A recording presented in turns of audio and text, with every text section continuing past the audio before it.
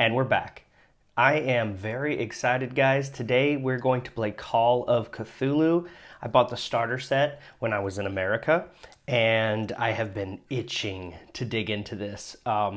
The starter set, this isn't a review of it, but I do suggest that you go get it if you're interested in Call of Cthulhu, because not only does it come with a solo play adventure, which is what we're going to do today, it comes with a few other adventures already. It comes with dice, it comes with a bunch of pre-made characters. It's got everything you need, and I think this is a steal.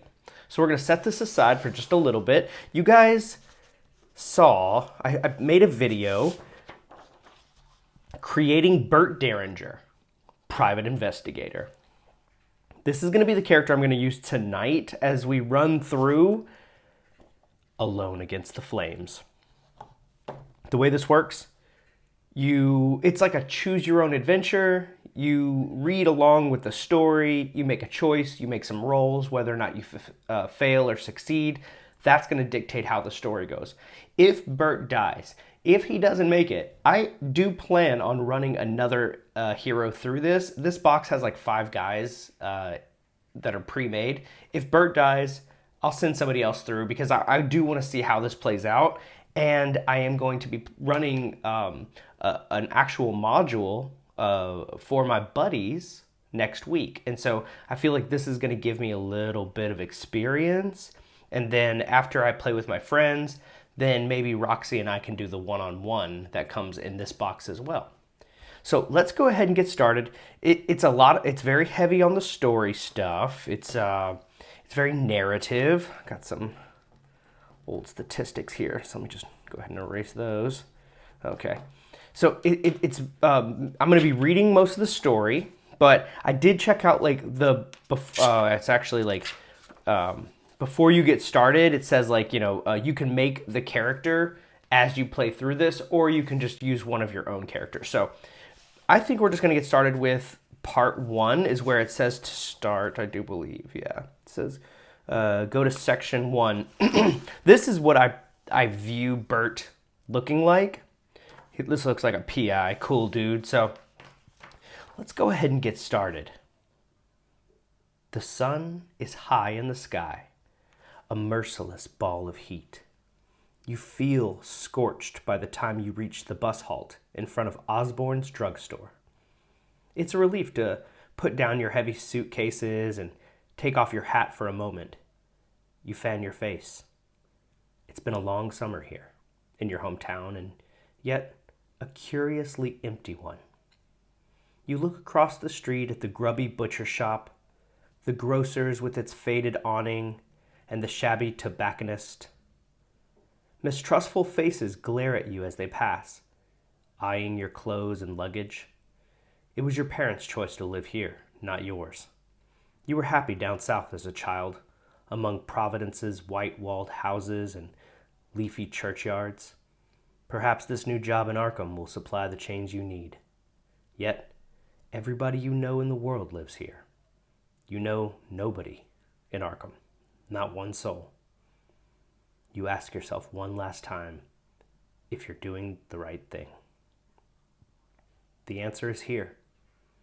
None of your supposed friends have come to see you off. You are alone.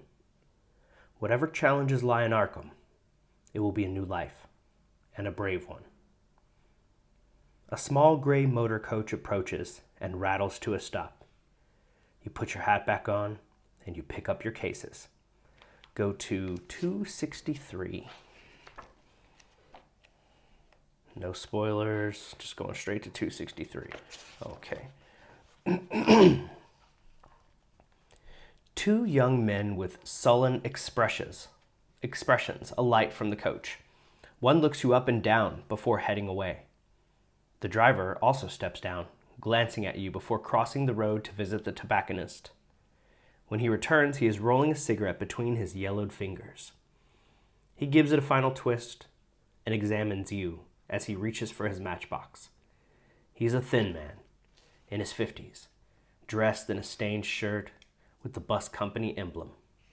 Yet, his eyes are as sharp in those dark sockets. Where to? You show him your ticket for Ossipee. From there, you'll connect to Rochester and Portsmouth, before the coastal line to Newburyport, and finally, Arkham. You should be able to afford a rail ticket for at least some of the way. Otherwise, this will be the first of many long bus trips. The driver scratches the match and lights his cigarette. The end flares as he takes a draw. Then he exhales and gestures to the back of the coach. Luggage rack's up there. It says, look at your investigator sheet. At the top, you have spaces for 8 characteristics: strength, constitution, power, dex, appearance, size, intelligence, and education. Allocating the following value. Okay, so this is just the part where I choose where my stats go. When you've done that, go to 8. All right, I guess I have to load up my own bags. No tip for this guy. The driver smokes and watches as you drag your cases to the back of the motor coach. The rack is set inconveniently high on the vehicle. You get a grip on the heavier case. If your size is 40, go to 23. If your size is higher than this, go to 38. My size is 55, so I'm going to go to 38. Oh, this is cool art, little foreshadowing of what's to come. The driver continues to enjoy his cigarette, watching with keen interest as you struggle with the cases. You grit your teeth and heave the second one into place. Perhaps the residents of Arkham will have better manners.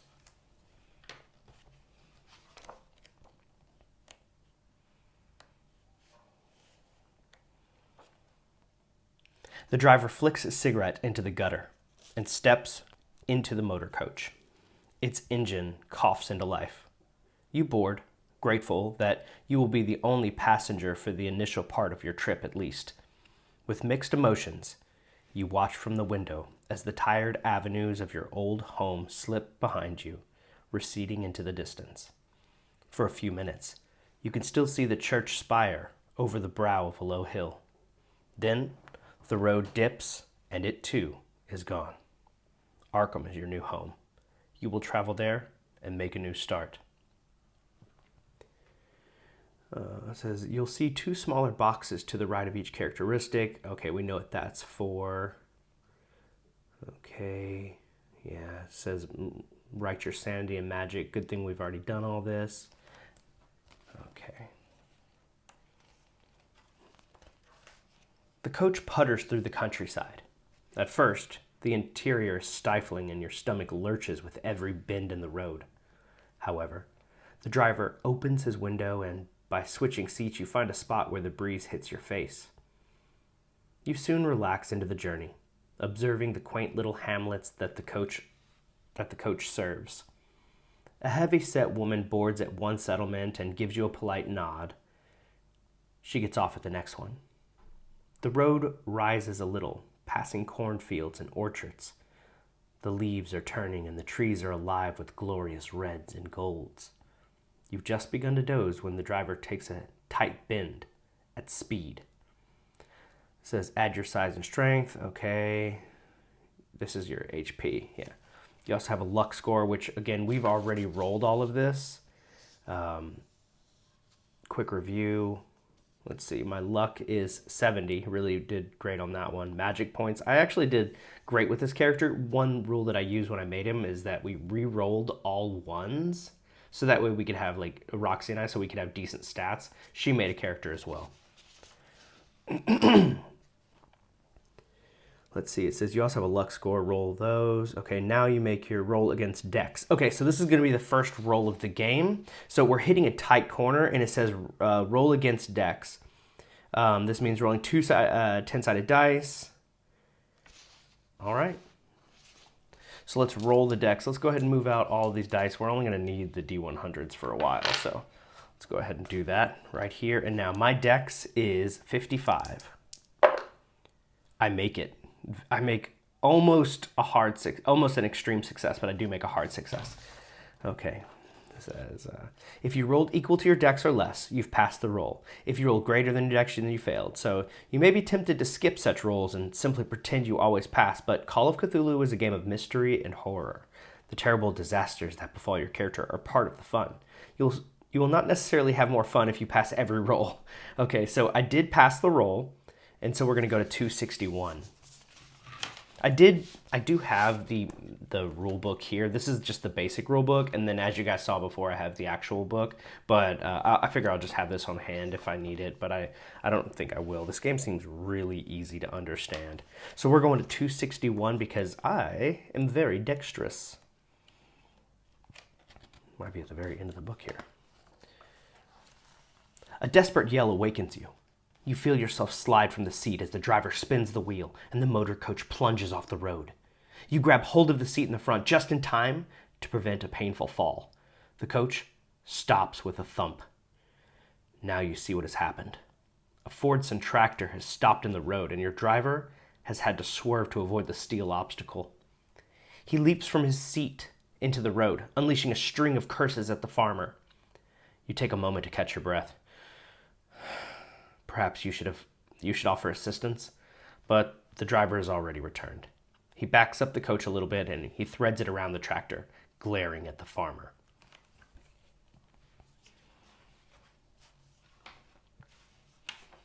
Okay, I like this already. I know it's a little narrative for you guys. Maybe it's just like some ASMR, but I'm enjoying it. You resume your journey. The driver takes the curves with more caution than before. He glances over his shoulder at you a couple times. Sorry about before. That fellow was dumber than a hog. I'm Silas. What's your name?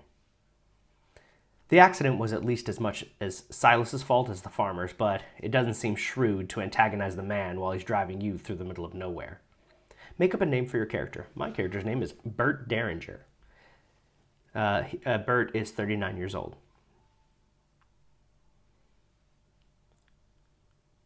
The coach turns onto a narrower road, which weaves uphill through the woodlands. Silas becomes chatty. Going to Arkham, eh?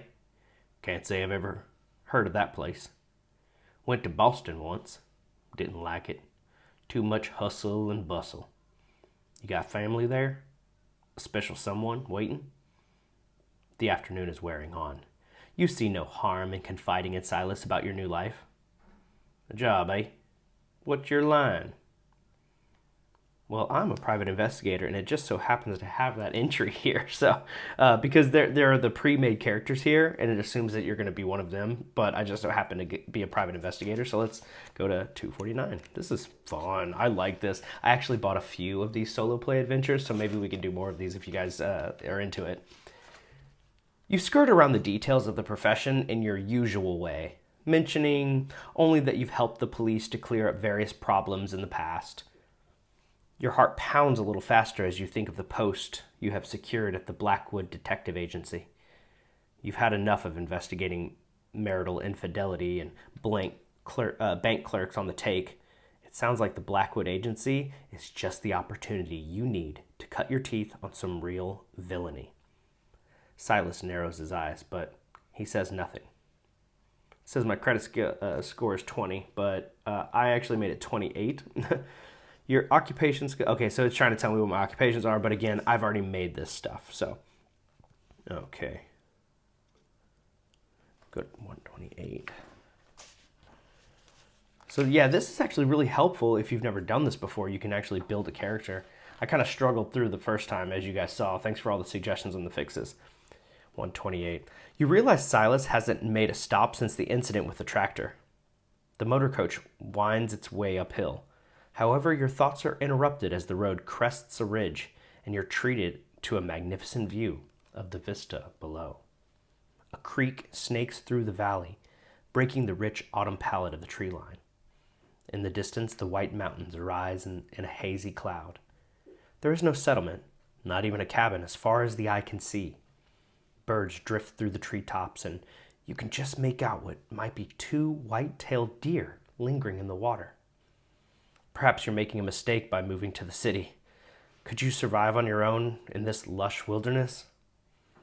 You have a base ability in most skills listed in brackets after the skill name on the investigator sheet. For example, you have 20% climb and a base dodge equal to half your dex. Choose 4 skill. calculate that. Remember to round down. Okay, now go to 144. Oh, some more cool art. The motor coach rattles on through the hills, and Silas lapses into silence. The sky darkens behind you, pinks tinting the clouds as the sun descends. Finally, a welcome sight comes into view, a settlement on the crest of a hill. This doesn't look like the pictures you've seen of Ossipee, but perhaps you can persuade Silas to stop while you stretch your legs. Minutes later, a harsh stuttering from the engine interrupts your reverie. Silas frowns and rattles the gear stick. The motor coach falters in its ascent. Silas utters a curse you don't recognize, and he grinds his teeth, struggling at the wheel. You seem to inch up the hill until you reach the first buildings. Low dwellings constructed from rough red stone.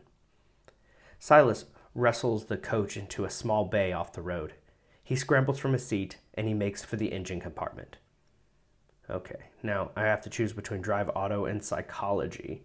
Well, I didn't choose either of those.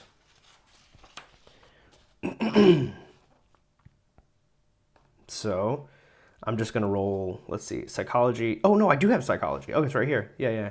Okay, so I already chose psychology. So it says, if you have drive auto, you need to roll equal to or less than the skill value. If you have psychology, you need a hard success. So I need a 32 or under. Oh, man. Okay, let's see what happens. 39. Oh, that's too bad. Okay, I could erase some of my luck and make it a success down to a 32, but I don't see the point in that right now. So we'll just see what happens. Okay, so if I fail, I go to 194. Silas opens the engine compartment and sticks his head inside. The hot metal pops and sizzles. He pokes at various components, then withdraws and he wipes his brow, smearing it with dark grease.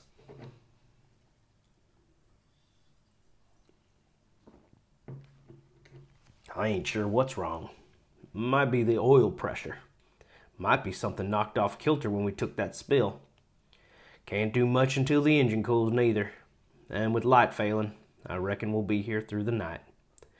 He wipes his hands on a rag. The shadows from your surroundings are already long and the air is chilly. You feel stiff from the journey, and a night in a rickety coach seems unappealing. Silas sees your dismay. Well, this here's Emberhead, miles from any place. I only come through twice a week, but the folks here are good people. May Ledbetter keeps a spare room. She'll look after you. Up that alley, turn right, first house on the left. He scratches his cheek, looks again into the engine compartment, and then he spits on the ground. Meet me back here at 8 in the morning. We'll see how we stand. Okay, so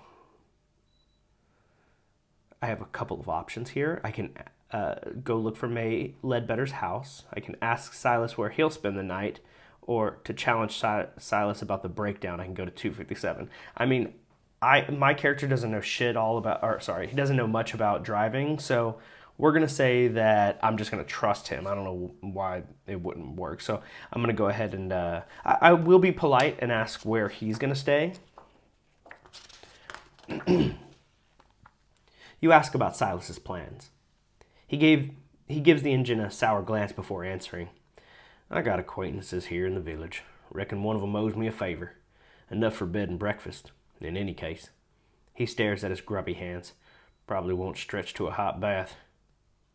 You don't seem to have a lot of options. You fetch your cases from the back of the motor coach. The last thing you need is for all your worldly possessions to disappear in some stranger's hovel overnight. You drag your cases between the sullen buildings. You feel surprisingly weary, considering you've spent all day sitting down. Silas's directions lead you to the modest dwelling with the slate roof. A nameplate reads Ledbetter, and underneath, a sign in the neat copper plate reads Lodging Room. The lane around you is gloomy, but a lamp flickers in the window. A breeze chills your face. You're not about to begin your new life sleeping in the street. You rap on the weather-beaten door.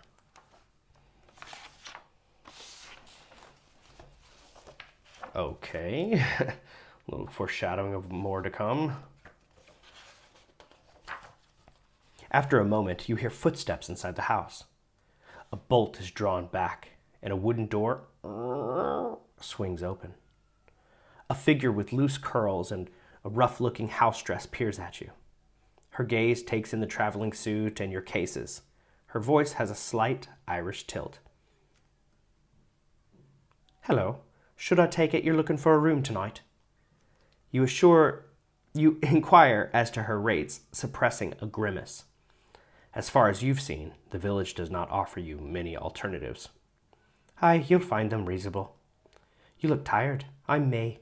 Come inside. We'll have a cup of tea. The Ledbetter house feels cramped, with a low ceiling and simple fittings, but it was well kept, and a cheerful fire crackles in the grate. The aroma of the tea is soothing, and the cup warms your fingers. Hi, have you been to Ember for the festival? Asks May. To explain what happened with Silas, go to the coach, and the coach go to 14. To ask about the festival, go to 21. I want to know about the festival on 21. Well now, I suppose the festival is about the only reason folk come to Emberhead. I thought you had maybe come to study it or take photographs. Well, it's not tomorrow night, but the night after. I suppose it looks very strange to a passerby. May tops up your tea. The spout chinks against your cup. We've got the beacon, you see. One night every year there's a torchlit procession, and we light the beacon on the cliffs. You've never seen the likes of it. They say it keeps the spirits of the village alive for another year. It's a celebration. A celebration. She trails off for a moment and then blinks. But you didn't come here to listen to me blather, and you must be hungry. I can rustle up a bit of stew. How would that be? You ask again about her rates, and May names a price so low you accept it without hesitation. The room is small but comfortable, and the stew dark and hearty. After dinner, you have a couple of hours before your usual bedtime. I can talk to May some more, I can walk around and get my bearings, I can turn in for an early night. I'm definitely going to walk around and get my bearings. I don't think, maybe we'll come back and talk to her later, but let's get like a read on he's a detective, he needs to get a read on his surroundings, what's going on around him, so go to 75. May's brow creases when you announce your intention to take a stroll. Mind how you go, she says. Emberhead's surrounded by cliffs, and we don't have your fancy street lamps here. Take the lantern and watch your step. Outside, you see what she means. The sky is overcast, and only a few glimmers of moonlight peek from the clouds. Without a heavy lantern, you'd be walking in near total darkness. You cannot hope to get an overview of the village tonight. May's Street is a narrow passage hemmed in by squat, dark dwellings. At the end, however, it opens up. A wide thoroughfare leads off to your right. A crude sign names it Silbury Street. To the left, a few yards away, your light picks out the crooked posts of a simple fence, and beyond that, the ground drops away into darkness. You take a couple of steps closer, but you can see nothing. Air from below cools your face, and then some instinct makes you look around. An ink-black figure stands in the road, about 20 yards behind you. It stares at you. You form the sudden impression that it will run at you and throw you over the cliff's edge. This is unsettling. Seeing as it's been spotted, the figure slips down the alley. I think I'm going to go confront the dark figure.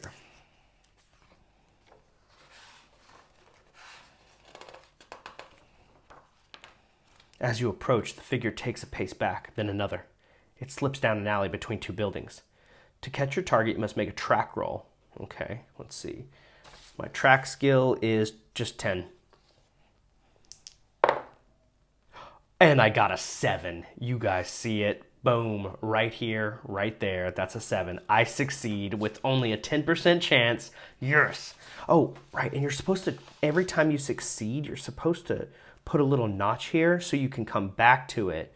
Now, I succeeded at a dex roll earlier, but there is no, like, dex skill. It's just a characteristic, so I'm pretty sure the only thing that I've actually succeeded on so far.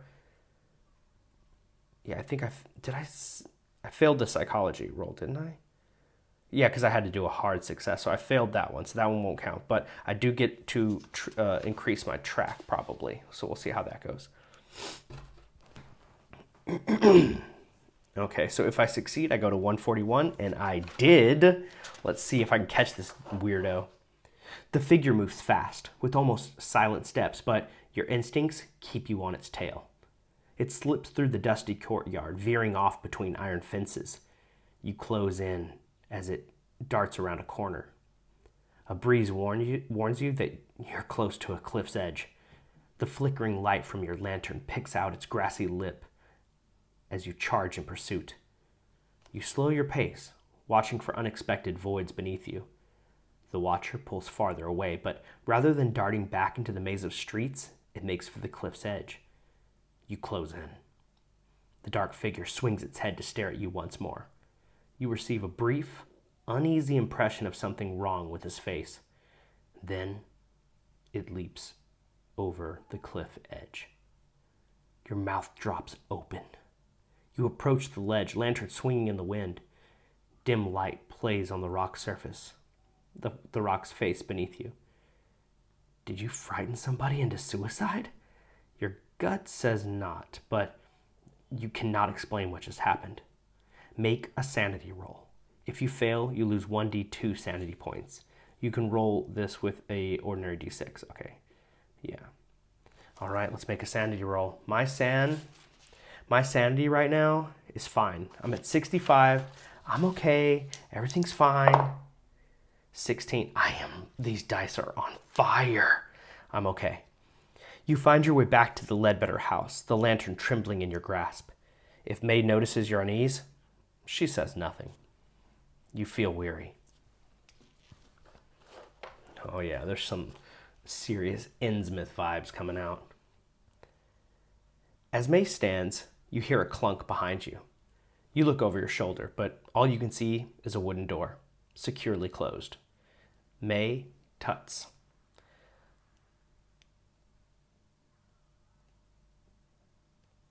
Wait, hold on. Did I go to the right spot? This is go to 63. Yeah, May Tuts. The young lady of the house. She'll have been listening to us. Ruth, come and greet our guest. There's a short pause, and then the door creaks open. Two wide eyes peer at you from the gap between the tousled hair and a rough nightgown. What do you say? The eyes blink. Pleased to meet you. Now, back to bed. The door closes again. My daughter Ruth, 10 years this summer. She's a delight and a torment all in one. Don't worry, she sleeps in with me. She'll not disturb you. Good night now. You retire to your room. It's a little chilly, but you are too tired to worry about lighting the fire. The sheets are clean, and the bed soon warms up. The silence outside is strange after living in a town for so long, but you soon drop off.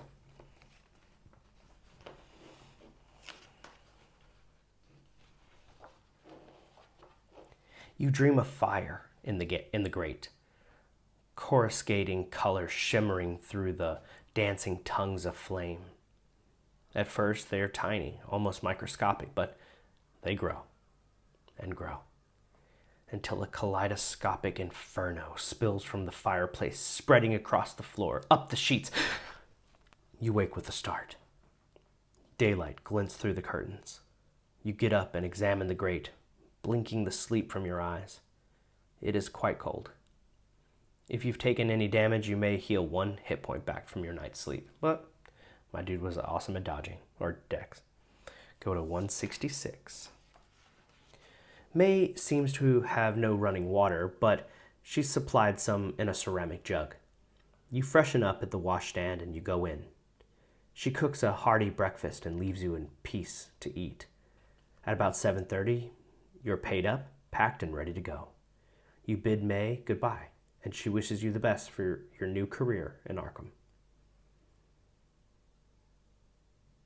If you succeeded at a skill roll last night and wish to investigate further, go to 178. Well, I did succeed at the track, so I want to see if that's one of the options at 178 because I was tracking that guy.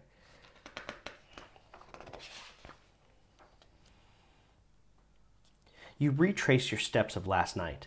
A few villagers watch with polite curiosity as you thread your way along the northern cliffs, back in tow. In time, you think you have found the spot. Heart thudding in your chest, you peer over the edge. Nothing. With the benefit of daylight, you see the cliff is not quite as bottomless of a drop as you imagined. It leads to a shelf some 20 yards below. It could still be a lethal tumble, but you see no body, no blood. I am going to make a spot hidden check here, and my spot hidden is excellent with a 79. Again, a 19. This 10 is like weighted, I think. That is another success. Oh, yeah. Go ahead and check that skill too. Go to 112. I succeeded. Oh, yeah. My investigator, he is very good at finding stuff. Your keen eyes pick it up after a couple of minutes of scanning the cliff's face. There are a series of protruding rocks, combined with what looks like man-made incisions. The effect is an ingenious hidden stairway that leads down the cliff. No doubt the dark figure used this to descend safely. You look along the lower shelf. You see only a few drab shacks off to your right. This might be an interesting find, were you not about to leave Emberhead for good. You have discovered a secret. If you ever need to climb or descend this northeasterly cliff, the text will offer you a hint. At that point, if you want to try the staircase, add 100 to your current entry number and go to that new entry. If the new entry does not seem to fit, you should return to your original entry and carry on. Okay, if you're ever needing to climb this northerly cliff, the text will offer a hint. At that point, if you want to try the staircase, add 100 to your current entry number and then go to the new entry, if it makes sense. Okay. Restore 1 sanity point. You may check the mark on the small box by the spot hidden skill. Yeah, I already did that. Okay, now go to 192. Okay.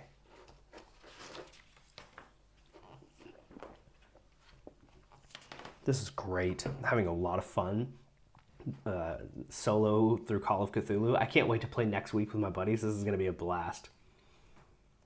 Let's see. You're already tired of your heavy bags. Hopefully Silas has repaired the motor coach and you can resume your long journey. A sourpuss he might be, but the old driver seemed to understand his vehicle well enough. You pause to check your watch. Still 20 minutes early, and round the final corner. The motor coach is gone.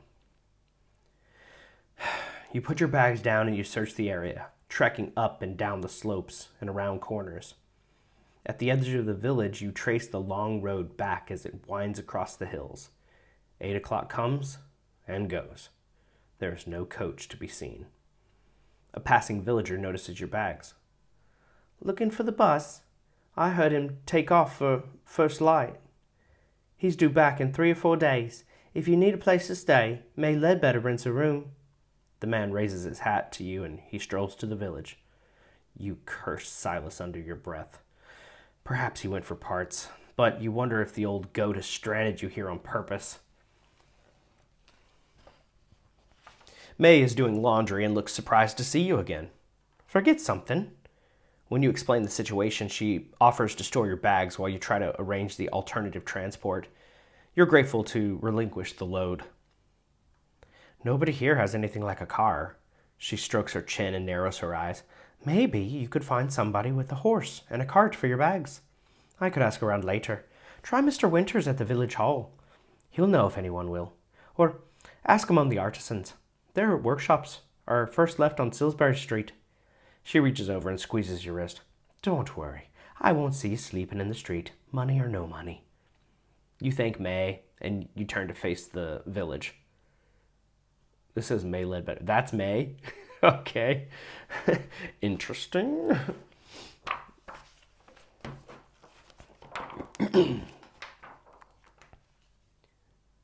You wander the streets of Emberhead without any particular destination in mind. The village is built on a relatively flat upland with splendid views. To the north, the hazy tips of the White Mountains reach for the heavens. To the south, the sparkling waters of Lake Winnipesaukee touch the horizon. The village itself takes less than 5 minutes to cross from edge to edge. You arrived on the winding road to the west. The only other road leads to the south, following a lower ridge of land as it turns east. In the southwest of the village, an open, grassy space borders a ruined church, its graveyard cresting the cliffs. To the northeast, the three main thoroughfares meet at a raised black metal structure. It looms, stark against the blue sky. Okay, it says, I may now ask about transport at the local general store, seek out the village hall, walk down to the lower level and check out the eastern road, examine the large metal structure, explore the church, look for local people with their own transports. Maybe I can get some help at the church. Maybe somebody will do some philanthropy.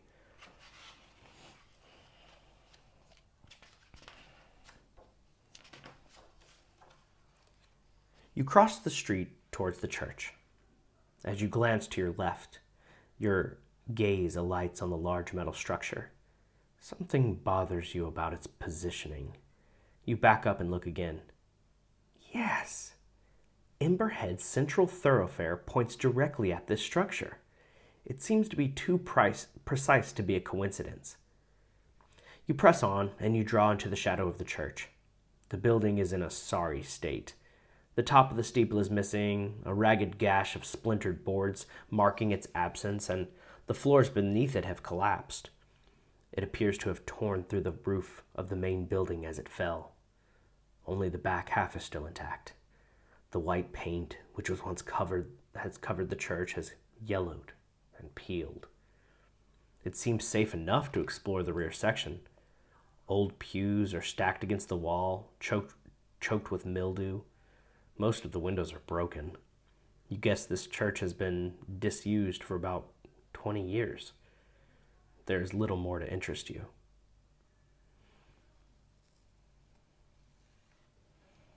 It says, make a ride roll. Okay.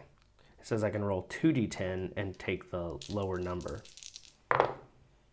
We'll take this again. It rolls on the 10. That's a 15. This dice is insane. Okay, so we've got 15. So I made the roll on the ride, probably. Let's see, what is my ride skill? 5. Oh, I didn't make my ride skill. Not quite sure why I'm making a ride check, but okay. Otherwise, go to 25. Okay. You're beginning to get your bearings in Emberhead. Would you like to explore some more? I need to check out some transport options, so let's go to 16. The general store is on the corner beside the main road, just before it plunges to the south. The shopkeeper is a brisk, immense lady with a starched apron and strong shoulders. She looks hard at your unfamiliar face. Transport? There's a motor coach comes through twice a week. Missed it. Truck brings in my supplies every second Tuesday, but he's not due till next week. She shrugs. It seems Emberhead is content to keep its distance from the outside world. You have enough money to buy 1 or 2 inexpensive everyday items here. Note them down on your investigator sheet. Remember, the year is 1927. The shop stocks no weapons except a dusty hunting knife, which you may purchase if you want. I don't need one because I have my revolver. So go back to 25. I can go to the village hall, sure. Oh, quick turn. The village hall backs against a cliff at the east end of Salisbury Street. It's the largest building you've seen so far in Emberhead. It is, however, locked, and shuttered. You walk around it, peering through the gaps in the shutters. There seems to be one large room, presumably for community meetings, and a smaller annex that serves as an office and archive. One of the windows is bricked up, but at the main door, you can see no posted opening hours. "Mr. Winters doesn't open up in the mornings this time of year," says a gray-garbed woman passing by. "Best come back this afternoon." You ask whether the office has a telegraph. "Don't know," she shrugs. "Who would we call?" That's ominous. You can try again later. I think we got to check out this structure. Yeah, let's see what's up with this metal structure. You walk up the approach, the most central of the village's major streets. It points directly at that odd metal structure. As you emerge from the shade of the nearby buildings, you are greeted by a magnificent panorama spread from the north to the southeast. The last colors of fall tint the hills in a sleepy gold. The structure, by contrast, is made from uncompromising iron, singed black. It supports an immense carved platform at the level of your head. Further struts snake up to a central point. It looks like they may have been some kind of sculpture at one time, but are now twisted and melted beyond recognition. An older gentleman passes, looking up at you with the rheumy eyes. "Are you here for the festival?" he asks. "That's the beacon. When they light it, night after next, you'll be able to see it 10 miles away." He gives a little nod of satisfaction, then moves on, leaning on his walking stick. Now you notice bundles of wood tied and stacked against the buildings nearby. Perhaps this festival would be an interesting diversion, but you really must head on to Arkham as soon as possible. Make a spot hidden roll. If you succeed, go to 69. Nice. Okay, here we go. Boom. Spot hidden, 79. Yes, indeed, I am successful. Let's see what kind of mysteries I find at this weird structure. As you walk away from the iron structure, you notice something strange about the construction of the village. All of the wooden dwellings are concentrated in the west and the southeast. To the east and the northeast, closest to the beacon, the buildings are formed from dark brick and clay. Does this mean that the settlement began at the beacon and spread west?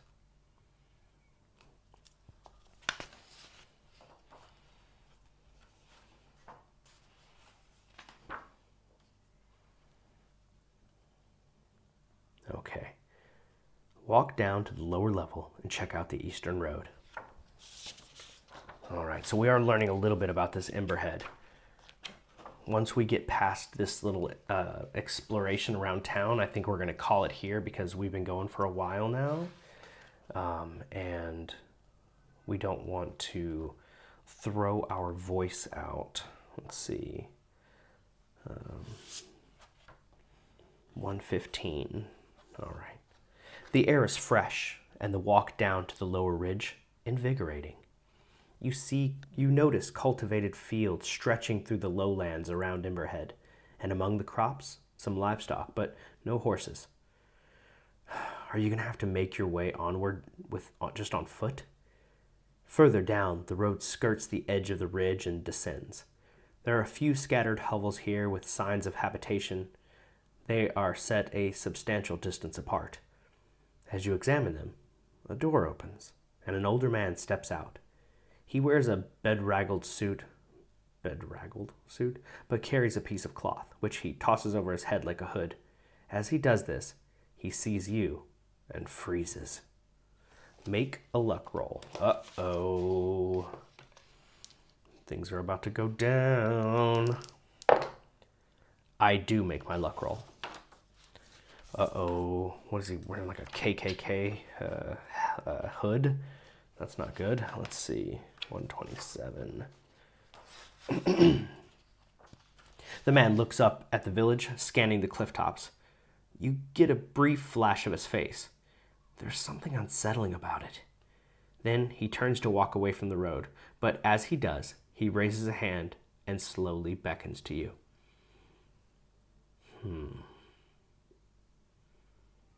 All right, well, let's see what he's all about.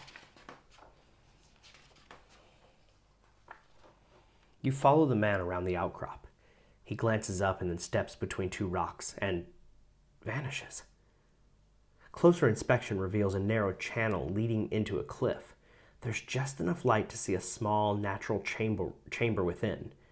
You will be uncomfortably close to this man if you go inside. I think we're going to follow him in. We're going to go to 191, but then we're going to call it there. We're going to find out what happens next time on Alone Against the Flames. So Bert has found himself in the middle of a strange town with really weird people who are cut off from the rest of civilization, and he got abandoned by his one ride. He's been followed at night, and he's also bumped into this really strange guy who's like pulling him into like a little small rock chamber. I'm really curious to find out what happens, but I think we're gonna let a little suspense build up, guys. Tomorrow I'm gonna be going live for the first time on this channel. I'm gonna be talking about the things that I read every week that inspires me and gets my creative juices flowing for my dungeon mastering. And so I'm gonna try to make that weekly or semi-weekly, however often I can go live, because I think it's important that we're like always introducing new fiction, new fantasy into our imagination, so we can keep our games interesting. So if you're interested in watching that, I might have already gone live by the time this video goes up, but we'll see. The date for it here in China is May 18th. I think for y'all it's May 17th in the evening. So hopefully you guys can come and check it out. If not, just stop by for a second and say hey to me. If not, I'll go live to 0 viewers. I don't care. I'll still talk about my stuff and you guys can watch it on the replay. So thanks for watching this. I know Call of Cthulhu is not everybody's cup of tea. The analytics have telling me that like you guys really aren't that interested, but I am, and I love Call of Cthulhu, so I want to keep making this kind of content as well as Dungeons and Dragons. So if you liked it, hit like.